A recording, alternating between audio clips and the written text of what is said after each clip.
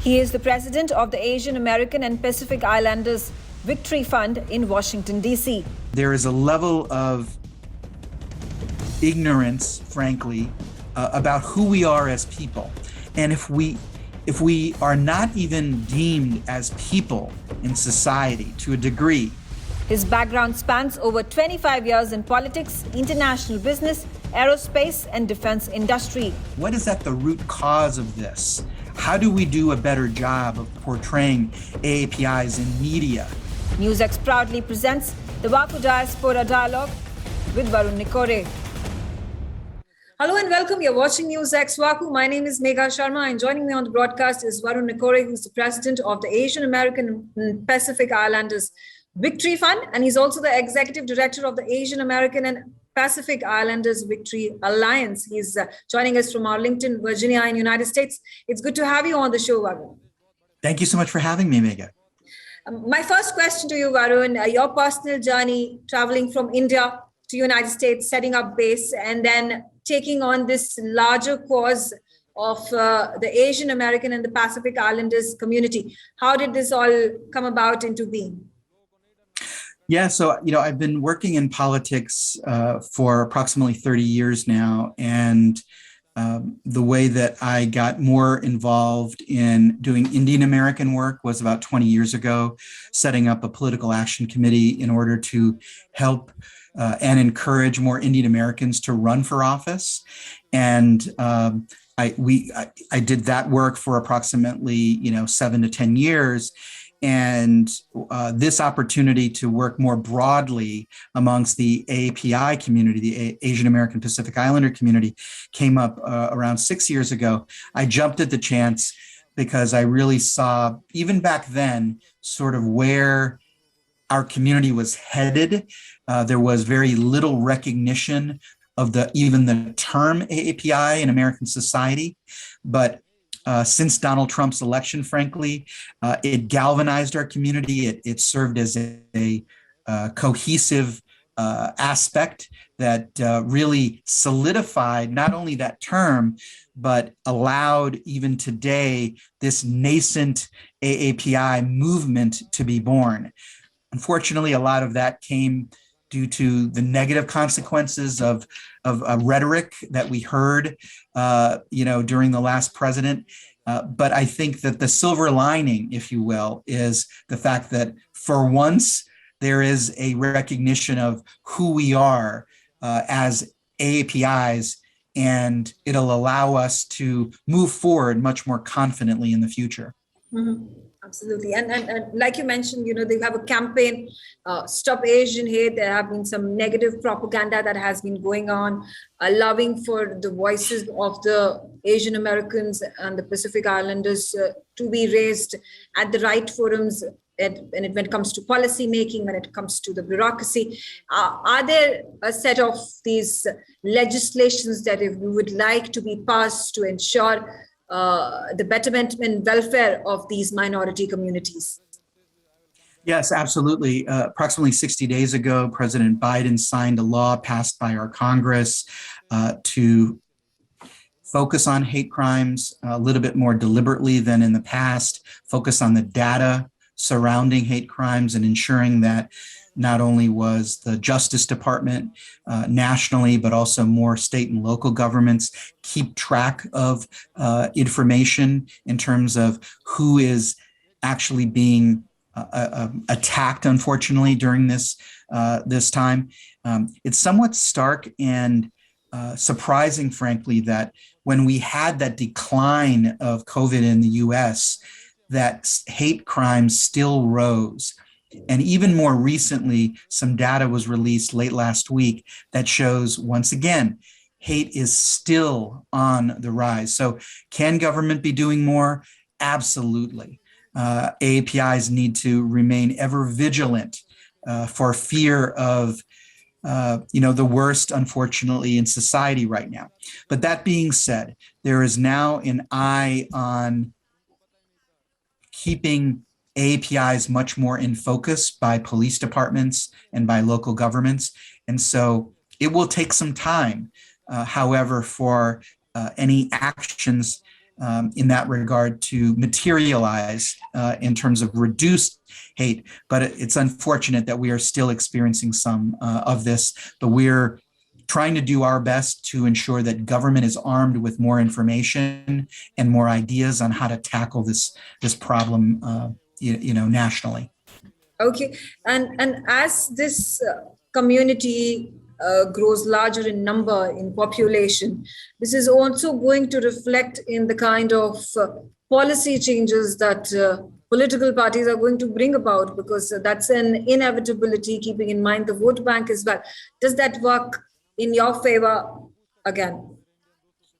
Yes, absolutely. So what we saw in this 2020 election was not a once in a generation, but a historic election, right?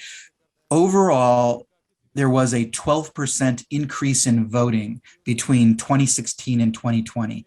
And that broke a 1 in 100-year record. Mm-hmm. The AAPI community increased their vote by 46%, 4 times roughly the rate of increase of the overall population in the United States of America. That's absolutely unheard of. In politics, I'm a practitioner of political science. And in political science, if you can move a vote by 1% or 2%, that is awesome. You get kudos, you get pats on your back. Mm-hmm. To see something like we've just seen in the United States, where you had a 46% increase, is unheard of in politics. And to put that in other terms, is that the API community typically undervoted in elections by approximately 15 to 17 percentage points. The national average in the United States is about 65%. 65% of Americans will come out and vote in a presidential election. API's 48 to 50%. So we were undervoting. Mm-hmm. In this election, we almost closed, just shy of closed, a 15-point percentage gap. Now, over the course of several presidential cycles, 4-year presidential cycles, that's a possibility, but nobody in their wildest dreams would have thought we would have the potential to close that gap in one presidential cycle. So there is a lot happening. A lot of it is driven by motivation that the API community feels, driven largely by the fears that were espoused and that Donald Trump used over these last 4 years. But it galvanized our community, and we're at the early days of this nascent Asian American Pacific Islander movement in this country now. So I'm very optimistic about our future. We still have to remain ever vigilant because the crimes are still on the rise, but there is something now about Asian Americans feeling empowered that they can take their country back that is very motivating and leads me to that optimism. Do you also find it a little daunting and challenging, keeping in mind when a particular country's foreign policy, or for that matter, a majority of the world's foreign policy is against one particular economy or one particular country? And then you have social media that is filled with a lot of hate messages emanating out of one nation, or for that matter, emanating out of the rest of the world against one particular nation. And this is a war of words that continues. When we take a look at what's happening in mainland China and the kind of embargoes that are put on a number of firms, conglomerates, media houses, production houses, and they have to toe the line. And if they are not, they are asked to shut up and pack up and move out of that particular country. Does that again translate into the kind of behavior that the locals would have towards a particular community? And how do you say that there is a line that needs to be drawn in terms of this is right, but this is going over the top? Yes, there was a lot in that question. And so let me try to see if I can respond. So the way that Asian Americans and Pacific Islanders are often portrayed, or let's say not portrayed, in the media has a large effect on how American society sees us, right? So putting that aside for a second, I think the importance here is that our policymakers and our legislators who now know we voted in this last election and came out in inordinate numbers for Democrats, that Democrats and politicians owe our community not only their livelihoods to a large degree, because they would not have a functional majority if it wasn't in large measure due to the API community coming out with such increases, right? But that they now owe our community the intentional work of advocating for our community. Okay. And whether you're Democrat or Republican, whether you're Democrat or Republican, it is we're indifferent to that. The core is that legislators in our society, they need to start being much more forceful, much more intentional about attacking and focusing on the core issues facing our communities today. And that is, once again, at its core, the health and the safety and the security of APIs. Only then can we think about other things like ensuring that we're prosperous in this country. So I hope that answers your question. But I think without that base level infrastructure, it's impossible to talk about anything else if hate is on the rise. And so that's why I think there needs to be more focus paid on that particularly. Well, Varun, I definitely think it's a very daunting and a challenging task, keeping in mind when it comes to differing and varied sort of public policies that are and geostrategic, geopolitical policies that continue to change within decades and 5 years or 2 years. I remember 9/11 that happened, and every single American was so spiteful of anybody with a beard. And there were the Sikhs that were also attacked. And that's something, the mindset that needs to change, the ignorance that needs to be enlightened to tell that, you're humans at the end of the day, and not every single Muslim is a jihadi, or not every single Chinese national perhaps is somebody to get you or spreading the virus or the kind of stereotype that gets attached and that continues to linger. But thank you so much, Varun, for joining me on this broadcast and sharing your views about AAPI and doing such a commendable job for the community. And kudos to you on all the very best for all your future endeavors. Thank you so much. If I could just end, Megha, you made an amazing point just there about, frankly, the diaspora communities in the US, right? We have an inordinate number of diaspora communities, and they can be the linkages on foreign policy. For example, the Indian American community was front and center in passing the US civil and nuclear deal more than 10 years ago, right? And so if our federal government can figure out how to be more intentional about using those diaspora communities, we could unlock the pivot to Asia that was supposed to happen a decade ago under the Obama administration. Right. But the future for America is actually, as a Pacific nation, the future of America is actually this look towards Asia, India being central to that.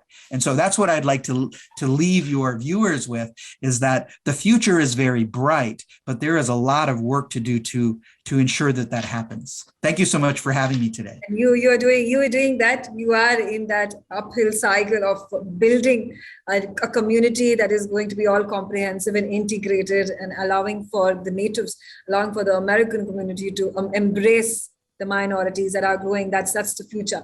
And that's going to be an inevitability. But thank you once again, Varun, for joining me on this broadcast. My sincere pleasure. Thank you for having me.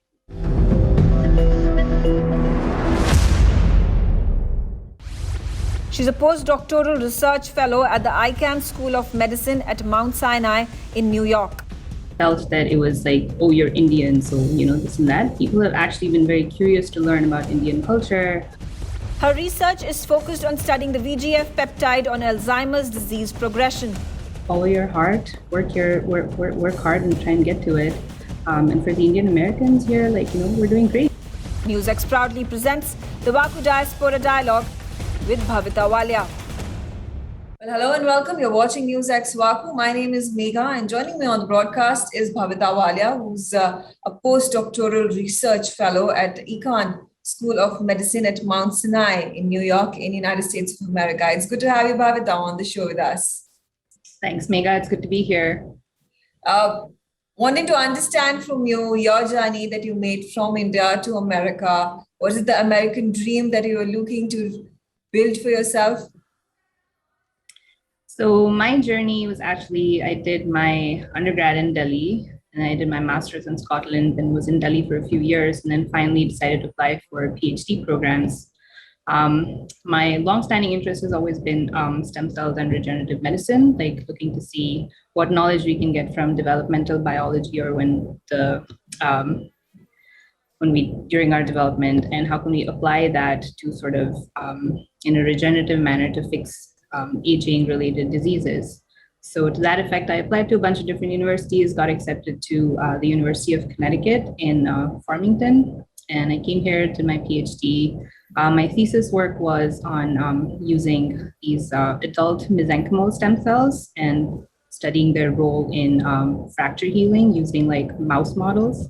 And I sort of translated that further into my first postdoctoral fellowship also at the Icahn School of Mount Sinai. And I was looking at, again, sort of comparing tendon repair in newborn mice versus like older mice. And then sort of to that effect, I'm continuing that now in a completely different field in the neuroscience lab where we study Alzheimer's disease. And part of that investigation is also going to involve, hopefully at some point, human induced pluripotent stem cells to sort of model brain regeneration in like a tissue culture dish and sort of try and sort of find drugs that can improve Alzheimer's symptoms. Hopefully one day. Wow, that's quite heavy. And in fact, I'm not the only one doing it. There's a lot of other people. So, okay. And were you always interested in biology and the shape that your career has taken at this point of time, the research fellow and the work that you're doing in terms of neurosciences and figuring out solutions, figuring out some sort of panacea for all these neurotic diseases? Is that what you always wanted to do? Biology has always definitely been a subject that I've always been interested in right from school. I never thought I was cut out for medical school because I don't think I could handle dissecting like human body. So for me, like mice is the limit. But like jokes apart, yeah, this is definitely a career that I really enjoy, research. And, it's good to know that someday maybe something that you find could potentially help improve human health and life someday in the future. Do you think America provides you better opportunities vis-a-vis the opportunities that you may have had in India in terms of the kind of career that you're pursuing? For me, I would say that's an unhesitating yes. The kind of work culture and work ethic that is sort of practiced here is very different from that of India, where you're respected based on the work you do and the hard work that you put in, as opposed to just, demanding it based on seniority. And then there's also less relative gender disparities here. There's more opportunities for women. There's specific like fellowships that are targeted at women. And I've always found that, no matter who I interacted with, if it was like a Nobel winning professor or a fellow postdoc, the sort of camaraderie and sort of collegiate environment is really good. And everybody sort of wants to work towards improving the research, improving, what you get out there in terms of your work, as opposed to being like, I'm so-and-so. So for me, like, that was a big part of wanting to come here. And I have not experienced anything that I didn't like in sort of any of the people that I've worked with. Everyone's been incredibly encouraging, collaborative, very sort of, open to feedback as well. Like, even if it's someone senior to you and you have something to say to them that could potentially be taken as criticism, people are very open to listen to that. So that sort of engenders a very positive work environment. So that's something I really like. But that's on the more professional front. On the personal front, also, it's like, for personally, coming from Delhi, I find like it to be a lot safer. There's a lot more freedom for women here. I've been here for 10 years now, so I'm not really sure how much things have changed in Delhi at this point. But yeah, that was one of my bigger reasons that I could have my own life here. Okay. So I would really be curious to understand, maybe at the start of your visit and then the longer stay and becoming a citizen of United States, it's, like you said, the journey. I'm not a citizen yet. Or in the future looking to get that green card and and having started off 10 years ago, has there been a difference in the perception of the Americans, that the Indian Americans at this point of time sit? Are there changes that are positive and more conducive to the allowing for living of Indians who are Indian Americans living in America? Has it improved? Has it deteriorated? Or what are your personal perceptions of it? So from my personal experience, I've never felt like it's been bad. I've always found the United States to be a very welcoming community in the places that I've lived and the people that I've worked with or the people that I've been friends with. At no point have I felt that it was like, oh, you're Indian, so, this and that. People have actually been very curious to learn about Indian culture. I have many American friends who were like really interested in taking part in like Indian festivals with me. I got married here, so there's people who were involved in like her wedding who weren't at all familiar with Indian rituals or cultures, but very accepting, very welcoming, very willing to learn new things, try new foods, even if it meant they had to have lots of water after that. But it's been really nice. Yeah, I haven't felt like anything's wrong, and like I feel like the U.S. in general has been one of the countries in the world that is very welcoming of immigrants. Since a very long time, since like World War II, like Albert Einstein, Hargobind Khurana, and like Kamala Harris's mom, who came here as a scientist and researcher. All of these people came to this country, made a name for themselves. Some of the top tech companies are run by like people who have graduated or been educated in India, like Sundar Pichai, Satya Nadella, Indra Nooyi. All of these are like really interesting. Like, and then last year, I think the head of the National Science Foundation is also Dr. I think Panchanathan, who was nominated. And the NSF is a big deal because it's like the largest funding body for non-medical science and engineering research. Right. So Indians are like welcome in the U.S. They're integrated into many different walks of life, many different career options. So I think it's a pretty great thing. I guess the only improvement I would say was like the backlog for green cards if you're Indian born is like 10 years. Yeah. So maybe there's some immigration reform that's needed there, but I think aside from that, it's been great. Okay. Are you also part of some Indian American communities or forums that you would talk to us about? What are the objectives? What are the goals behind actually being participating in these communities? So I haven't really been a big part of these like specific communities or forums as such. I guess, unless you count like student associations and things like that. But those are more like, sort of everyone gets together, you invite everyone, regardless of whether they're Indian, South Asian or not, to like celebrate festivals with you. We do have a lot of friends who were born in India or who are also like Indian Americans who've been born and raised here.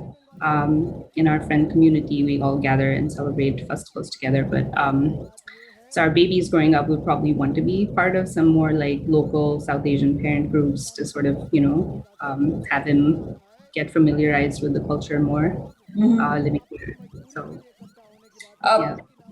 You being a first generation Indian American who has now laid down her roots, and you're in the process of building a base for your future generations. You have a little daughter. Do you think I mean, the challenges that you have faced, is it going to be a smoother ride for your future generations to then start off their careers and lives in America? Well, absolutely. I definitely think so. Like, just the fact that, you know, you're able to sort of come up in society, and the education system here opens up a whole other set of avenues for you to pursue. Like, a lot of the people who are second or third generation Americans, you know, like off the top of your head, if you think of it, it's usually the entertainment industry that comes to mind. But people like Mindy Kaling or Hassan Minaj or Kumail Nanjiani, these are all like people whose parents had probably come here from India a while ago, and they've put down roots, and the kids were then able to sort of explore all these alternative career options, which, you know, before that, probably in India, you would be like, you know, go the doctor, engineer, lawyer route. But they're able to explore, like, you know, get into all of these. And even like, you know, Kamala Harris, she wouldn't be able to be where she is right now if it wasn't for her mom coming here, putting down roots and sort of opening that road to like be whatever she wants up for her. So that definitely is pretty amazing. And I think she's probably the best example of, you know, where you can go with this. Yeah, absolutely. Thank you so much, Bhavita. You're making India and Indians proud across the world. And here's to hoping having you on the broadcast more often and you sharing your experiences with us. Thank you so much. Thank you so much. Thanks for having me. NewsX's ITV network have proudly launched the VaKu Diaspora Broadcasting Network. VaKu DBN will be India's first mainstream platform dedicated to the diaspora community. Help support us. Become VaKu patrons at memboro.com/VaKu. You will get the first access to our interviews, make recommendations, merchandise access, ask questions, and get a shout out of thanks on our TV shows. You can also suggest to us who should get the VaKu Golden Chakra Awards, and also tell us who should get into the VaKu Hall of Fame. Limited memberships are available at 100 rupees per month on Memboro VaKu. Sign up now. Log on to memboro.com/VaKu.